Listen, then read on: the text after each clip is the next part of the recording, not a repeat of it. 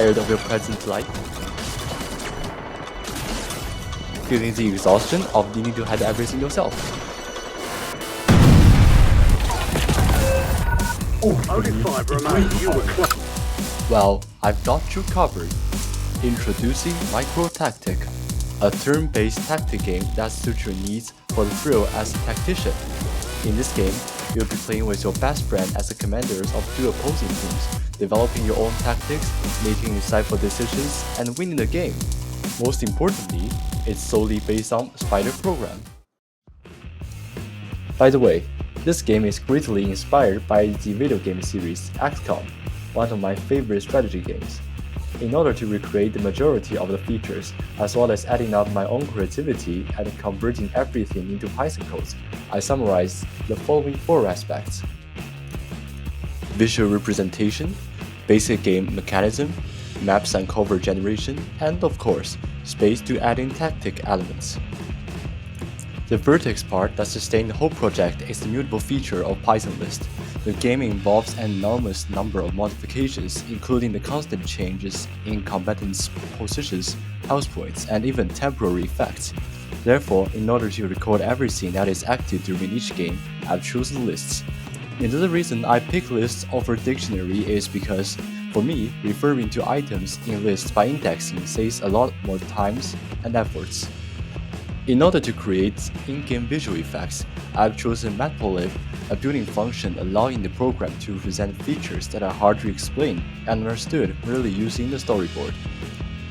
In terms of turn-based mechanism, I preserve the feature of action points, which determine the total numbers of actions each combatant can perform each turn for the sake of fairness. In this case, I choose to loop 2 loops, one for combatants' actions and one for the entire turn for all the active combatants. The inner loop ends as each combatant exhausts all their actions, while the external loop ends as all combatants of factions are eliminated.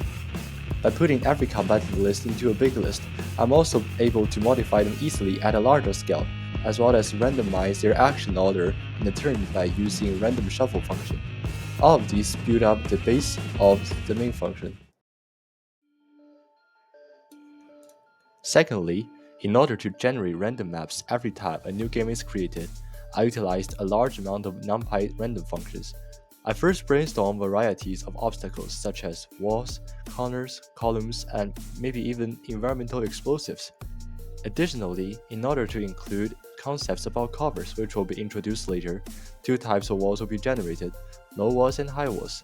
The cover generator function is responsible for generating every type and amount of obstacle for each execution of the code based on the size of the map.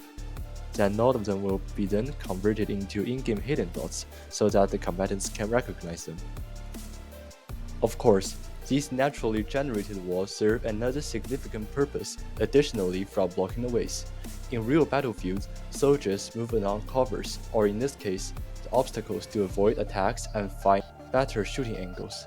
By a cover check function, the soldiers check the covers distinguished by the 4 directions, including north, south, west, and east, every time they move to a different location, which constantly engaged in accuracy calculations. As for restrictions on attacking, it will be pretty ridiculous and unfair to shoot your enemy behind the wall or can even sight them. Therefore, the firing order function indicates the available targets when you order a combatant to attack. By analyzing the 8 relative positions, available shooting chance only occurs when both combatants are at the closest edges of the covers, with log indicating their approximate cover bonuses and distance. And with all that, I completed the version 1 of the code. For the second version, I focused on the tactic and diversity part with the remaining time before the deadline. In order to spice things up a bit, I include various class features, allowing soldiers to have varying skills and weapons.